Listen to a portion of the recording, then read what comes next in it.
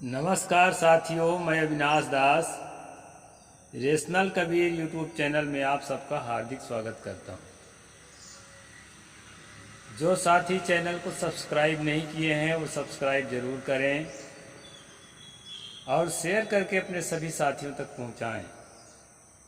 आज का वीडियो बहुत ही महत्वपूर्ण होने वाला है। एक मित्र ने एक गंभीर प्रश्न मेरे सामने रख दिया है। उसी प्रश्न का जो है उत्तर देने के लिए मैं इस वीडियो को बना रहा हूं। साथियों,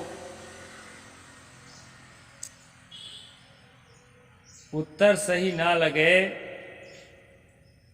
तो भी आप कमेंट में ज़रूर लिखना। कोई भी व्यक्ति अपने समझ के अनुसार उत्तर देता है और सही लगे तो भी उत्तर ज़रूर कमेंट लिखना। और दिन आप कमेंट नहीं लिखते थे चल जाता था, लेकिन आज जो है आज का विषय ऐसा है कि आप ज़रूर कमेंट लिखना ताकि मैं भी समझ सकूं कि आप इस पर क्या विचार करते हैं और आपके विचारों से मैं क्या सीख सकता हूं। मैं एक विद्यार्थी अपने आप को मानता हूं। मेरा कोई जिद नहीं होता है कि मैं जो कहता हूं उसको सब कोई मानो। इसलिए साथियों, कमेंट जरूर लिखना। प्रश्न ये है कि क्या तथागत भगवान बुद्ध आत्मा को नहीं मानते थे? ये प्रश्न दिया गया है दोस्तों। अब मैं कहता हूं आत्मा का जो कॉन्सेप्ट है तथागत भगवान बुद्ध से ही निकल कर आया है। थोड़े दिन में अगली पीढ़ी में साफ हो जाएगी बात कि जो मनुवाद जिसको कहते हैं या हिंदू धर्म जिसको कहते हैं, वैदिक धर्म जिसको कहते हैं, वह भी बुद्धिज्म से ही निकल कर आया है, महायान से। शोधकर्ता लोग लगे हुए हैं, इस पर कार्य चल रहा है और अगली पीढ़ी साफ साफ इतिहास में पढ़ सकेगी। अभी के इतिहास में तो ऐसा नहीं है। तो साथियों, अभी हम इतिहास पर चर्चा नहीं कर रहे हैं, अभी आत्मा पर चर्चा कर रहे हैं। तथागत भगवान बुद्ध आत्मा मानते थे कि नहीं मानते थे? साथियों, पाली भाषा में एक शब्द है अत्त। जैसे आप सामान्य रूप से कह देते हैं ना, अत्त दीपो भव। अत्त का मतलब होता है स्वसत्ता। यह चेतना जो महसूस कर रही है कि मैं हूं, उसके लिए अत्त शब्द का प्रयोग तथागत बुद्ध करते थे। और मैं एक किताब खोलकर बैठा हूं, वो है धम्मपद। वैसे त्रिपिटक में बहुत सारी किताबें हैं दोस्तों, जिनके बारे में कहा जाता है कि बौद्ध महासंगीति जब होती थी तो उस पर जो है संशोधन किया जाता था। लेकिन धम्मपद ही एक ऐसी किताब है जिस पर संशोधन नहीं किया जा सकता था। संशोधन के योग उसमें कोई बात ही नहीं है। उसमें जो बातें हैं वो तीनों काल में मानने योग्य बातें हैं और हैं भी। कुछ ऐसी चीजें होती है दोस्तों, जैसे मैंने कहा आग का स्वभाव है गर्म, तो उसको तीनों काल में ऐसा ही मानना पड़ेगा, भाषा का अंतर भले पड़े। तो तथागत बुद्ध के जो साधनात्मक सिद्धांत हैं और जो मानवीय मूल्यों की शिक्षा है, वो सब चीज जो है तीनों काल के लिए अनुकूल है और वो धम्मपद में मौजूद है। इसलिए मैं धम्मपद खोल के बैठा हूं दोस्तों। धम्मपद में एक अध्याय है उस अध्याय का नाम है अत्तवग्गो। अत्तवग्गो का मतलब है स्व से जुड़ा हुआ, मतलब आत्मसत्ता से जुड़ा हुआ अध्याय। तो साथियों, यहाँ पर बहुत सारी गाथाएं हैं। इसमें श्लोक को गाथा कहा जाता है। संस्कृत में जैसे श्लोक कहते हैं, इसमें गाथा कहा जाता है। बहुत सारी गाथाएं हैं, लेकिन जो है इसमें एक महत्वपूर्ण गाथा है, उसको मैं सुना देता हूँ, फिर मैं बात को आगे बढ़ाऊंगा। अत्ताही अत्तनो नाथो को ही नाथो परोसिया, अत्तना वासुदंतेना नाथं लभति दुर्लभं। इसका मैं अर्थ भी जैसा लिखा है उसको सुना दूं, इसके बाद फिर अपनी ओर से कहूंगा कि व्यक्ति जो है स्वयं ही स्वयं का मालिक है। दूसरा उसका मालिक भला कौन हो सकता है? हम अपने जीवन के खुद ही मालिक हैं, तथागत कह रहे हैं। मालिक का मतलब जो ईश्वर परमात्मा की बात है। आपके ऊपर कोई ईश्वर परमात्मा नहीं है, आप स्वयं अपना ईश्वर परमात्मा है। अपने आप को उस शुद्ध अवस्था को समझ लो, और जो है आप स्वयं आप समझने के बाद महसूस कर सकते हैं कि आप ही आपका प्राप्तव्य है, आपका अलग से कोई प्राप्तव्य नहीं है। ये भाव है इसमें। और अपने मन इंद्रियों को दमन करने के बाद अत्तना व सुदंतेना, दुर्लभ स्वामित्व को आदमी प्राप्त करता है। जो जिस स्वामी का जिस परमात्मा की बात कही गई है, उस परमात्मा के रूप में अपने आप को वो पाता है, एक दुर्लभ के रूप में। अभी तक तो सुलभ था, दुर्लभ क्यों है? क्योंकि दोस्तों, जो निर्वाण की अवस्था है, जो सहज अवस्था है, कबीर पंथ में जिसको सहज अवस्था कहते हैं, वो जीवन का बिना दुख वाला अवस्था है, जहाँ दुख नाम की कोई चीज ही नहीं है। आत्मसत्ता, स्वसत्ता, चेतन सत्ता का एक विशुद्ध अवस्था। इस प्रकार से तथागत बुद्ध के सिद्धांत में अत्त शब्द आया है। और पाली भाषा को संशोधन करके, संस्करण करके जब संस्कृत भाषा निर्माण किया गया दोस्तों, तो मेरा ऐसा मानना है कि इसी अत्त शब्द से आत्मा शब्द विकसित हुआ है। और अत्त शब्द का अर्थ स्वसत्ता के लिए, आत्मसत्ता के लिए है, और आत्मा शब्द के अर्थ भी वही होता है।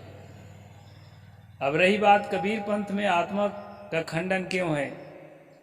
जैसे कहा है ना, जीव बिना नहीं आत्मा, जीव बिना नहीं ब्रह्म, जीव बिना शिवो नहीं, जीव बिना सब भ्रम। ये कबीर पंथ की वाणी।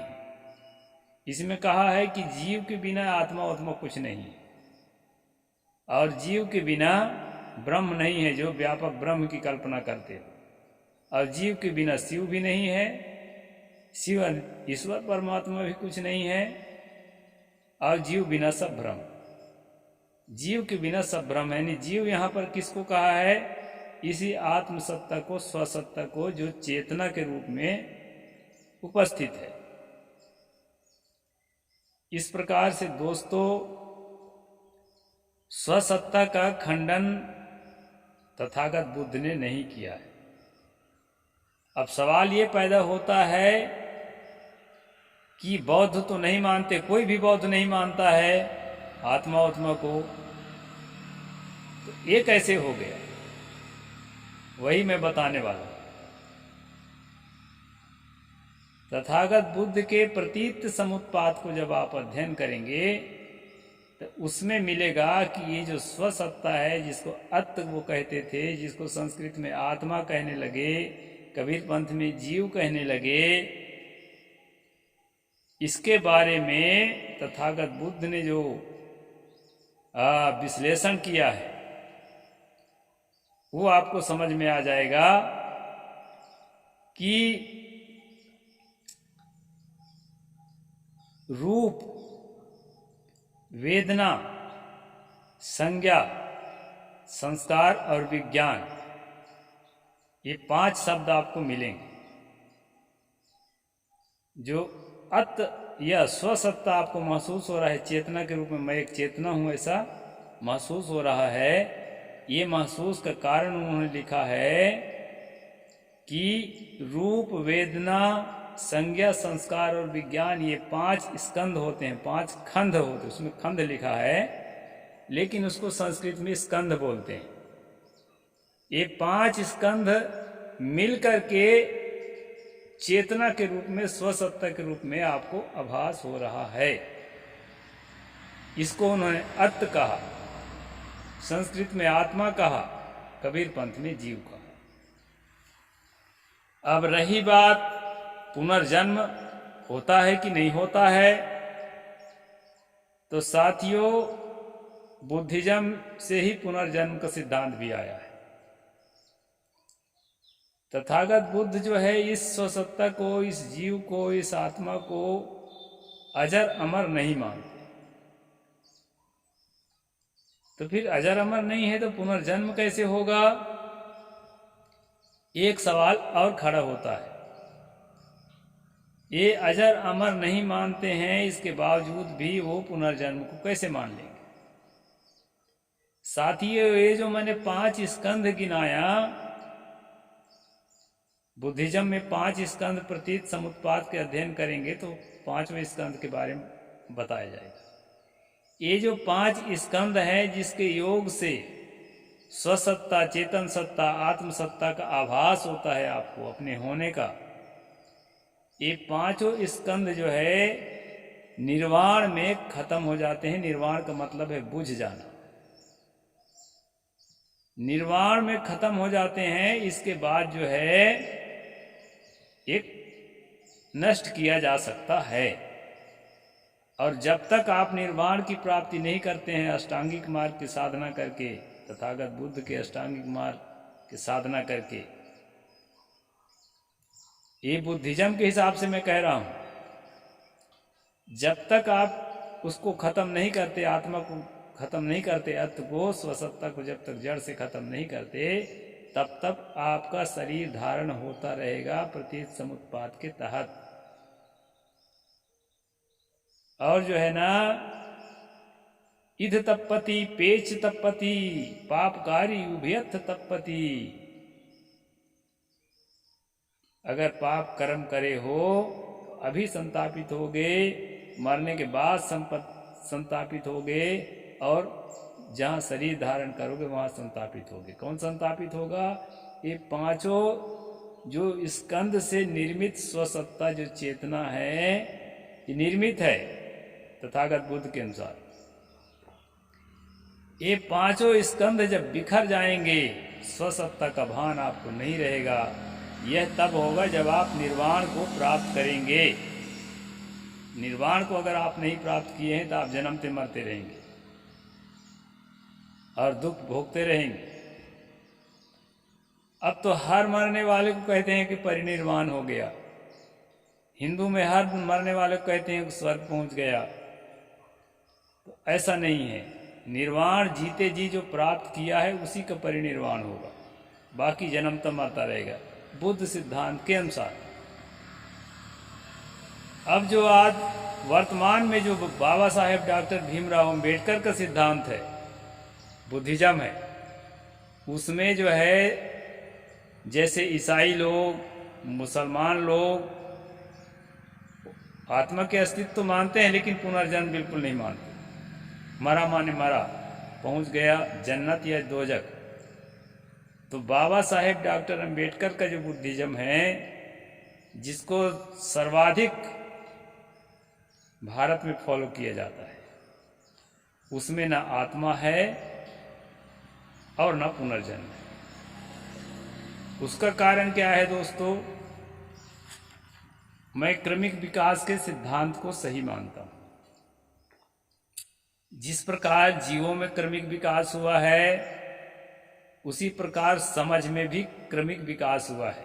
तथागत बुद्ध का जमाना और था, सतगुरु कबीर साहब का जमाना और था, बाबा साहेब डॉक्टर भीमराव अंबेडकर का जमाना और था, और हमारा जमाना और है। तो समझ में क्रमिक विकास हुआ है। अब ये आत्मा उत्मा कुछ नहीं है, इसके सबसे पहले किसने उद्घोषणा किया? बुद्ध ने नहीं किया, महावीर ने नहीं किया, कबीर ने नहीं किया। अब मैं कबीर पंथी हूं तो कबीर को बढ़ा चढ़ा के बताऊंगा, ऐसा नहीं। इस चीज की घोषणा सबसे पहले स्टीफन हॉकिंग्स नाम के एक भौतिक वैज्ञानिक ने किया। और साथियों, उनका जो जीवन काल था 1942 से 2018,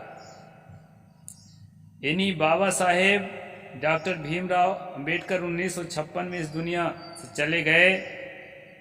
उस टाइम पर 14 वर्ष के थे स्टीफन हॉकिंग्स।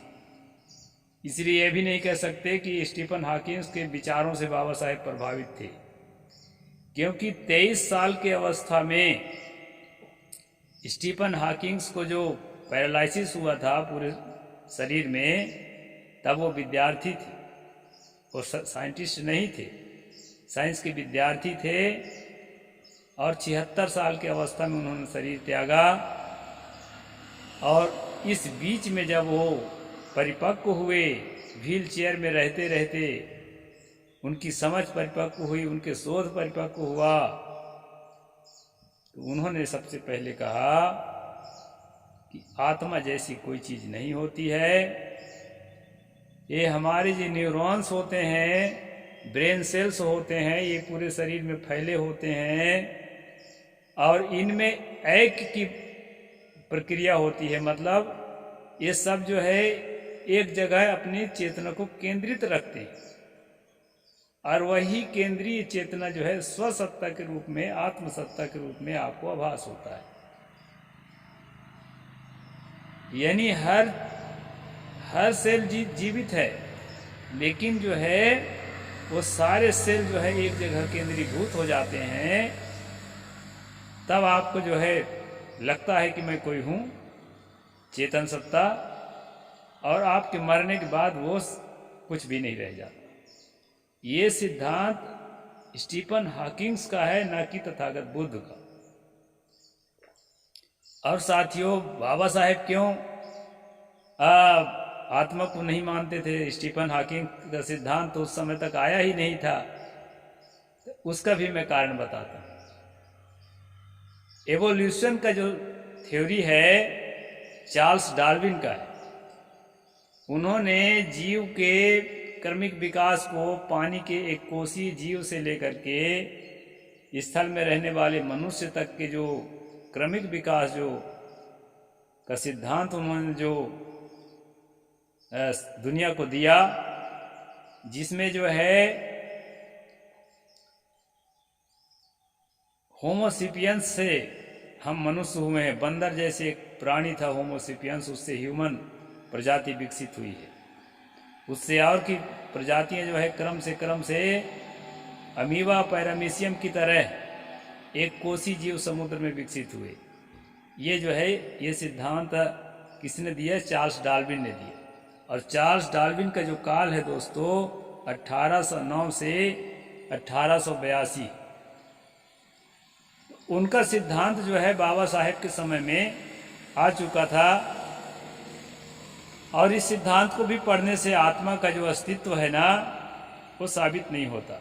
हालांकि उन्होंने घोषणा तो नहीं किया था, घोषणा स्टीफन हॉकिंग्स ने किया, लेकिन चार्ल्स डार्विन के सिद्धांत आते आते यह बात तय हो चुकी थी वैज्ञानिक जगत में कि आत्मा का स्वतंत्र अस्तित्व नहीं है। और इस सिद्धांत का प्रभाव बाबा साहेब डॉक्टर अंबेडकर पर पड़ा, और उन्होंने अपने बुद्धिज्म में इस सिद्धांत को डाला। और तब से जो है अंबेडकरवादी जो बौद्ध है, नवयान बौद्ध है, उसमें आत्मा उत्मा कुछ नहीं, पुनर्जन्म वनम कुछ नहीं, मौत ही, मृत्यु ही परिनिर्वाण है। जो युक्ति पूर्वक, साधना पूर्वक निर्वाण अवस्था को प्राप्त करने का जो सिद्धांत है, उसका कोई महत्व तो इसमें नहीं है। अब मरना ही तो है, मरने के बाद मुक्ति है, तो काहे को फिर कुछ और किया जाए, साधना वादना क्यों किया जाए। तो उसका भी एक विकल्प ढूंढ निकाला है कि जीवन में शांति के लिए, जीवन में जो है एक शुद्ध अवस्था प्राप्त करने के लिए उसकी आवश्यकता है। अच्छी बात है, अगर ऐसा है तो किया जा सकता है। तो साथियों, तथागत भगवान बुद्ध जो है आत्मा अजर अमर है, इस बात को नहीं मानते थे और इसको दूसरा देह धारण नहीं करना पड़ता है, इस बात को भी नहीं मानते थे। इसको देह तब तक धारण करना पड़ेगा जब तक जो है ये बूझ ना जाए, निर्वाण को प्राप्त न कर ले साधना के द्वारा, अष्टांगिक मार्ग के द्वारा। तो ये तथागत बुद्ध का सिद्धांत रहा है। अब इसको हम लोग जो है आज के हिसाब से ढालना चाहते हैं, आज के वैज्ञानिकों की घोषणा को उसमें शामिल करना चाहते हैं। तो ये तो वही बात हुई जैसे मनवादी लोग कहते हैं कि देखो विमान का विज्ञान हमारे वेद से टपकता है, कंप्यूटर इंटरनेट का ज्ञान हमारे वेद से टपकता है। तो इस तरह से झूठी दावा करना हम लोगों को, तर्कशीलों को शोभा नहीं देता है। उस समय क्या था, उसके बाद क्या था, उसके बाद फिर क्या था, फिर हमारे समय में क्या है, ये धीरे धीरे हम लोग विकसित होकर के यहाँ तक पहुँचे हैं दोस्तों। और जो है आज हम आज के ज़माने के अनुसार सोच सकते हैं। इस बात का मैं प्रबल समर्थक हूँ और जैसा मैं पढ़ पाया हूँ वैसा मैं आपके सामने प्रस्तुत किया। इसमें अगर कुछ कमी है तो उसको आप लोग कमेंट सेक्शन में लिख करके पूर्ति करें, तो मैं आने वाले समय में उसको पुष्टि करूंगा, जांच परख के बाद, आंख मूंद कर नहीं, क्योंकि मैं एक रेशनलिस्ट इंसान हूं और रेशनलिज्म को फॉलो करता हूं और एक जो है निष्पक्ष इंसान हूं। इसलिए मैं किसी भी पंथ में चिपका हुआ नहीं हूं और जो है न बौद्ध हूँ और न उस तरह के कबीरपंथी। कबीरपंथ में भी बहुत अंधविश्वास फैला हुआ है, फूल से कबीर साहब प्रकट हो जाते हैं और फूल में समा जाते हैं, बहुत सारी चीज़ें हैं। लेकिन दोस्तों, हमको वैज्ञानिक सोच विकसित करना है देश में और अपने जीवन में, सबसे पहले अपने जीवन में। इसलिए जो है अंधा भक्ति नहीं करना है और जो है अपने से बड़ों के प्रति श्रद्धा, आस्था, सम्मान रखना है। तथागत बुद्ध के प्रति श्रद्धा, आस्था, सम्मान रखना है। सदगुरु कबीर साहब के प्रति श्रद्धा, आस्था, सम्मान रखना है। बाबा साहेब डॉक्टर अम्बेडकर के प्रति, फूले परियार के प्रति, जिन्होंने मानवता का उद्धार के लिए काम किया है, उन सब महामानव के प्रति हमें श्रद्धा, आस्था, प्रेम, विश्वास रखना है और समय के साथ हमें जो है अपडेट होते रहना है। सदगुरु कबीर साहब ने अपडेट होने को कहा था, दद्दा देखो बिन सनहारा, जस देखो तस करो विचारा। अपने समय को देखते हुए, परिस्थिति को देखते हुए, घटनाओं को देखते हुए, प्रकृति के जो हो रहे हलचल को देखते हुए उनका शोध करो, परीक्षण करो और तथ्य को निकालो और प्रतिपादित करो। ये सदगुरु कबीर साहब ने कहा।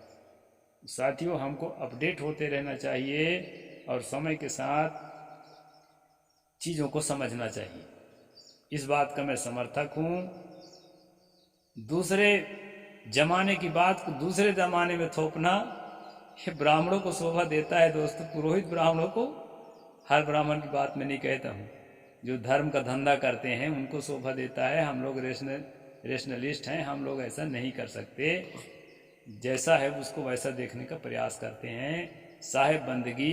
जय जोहार, नमो बुद्धाय, जय भीम, जय भारत।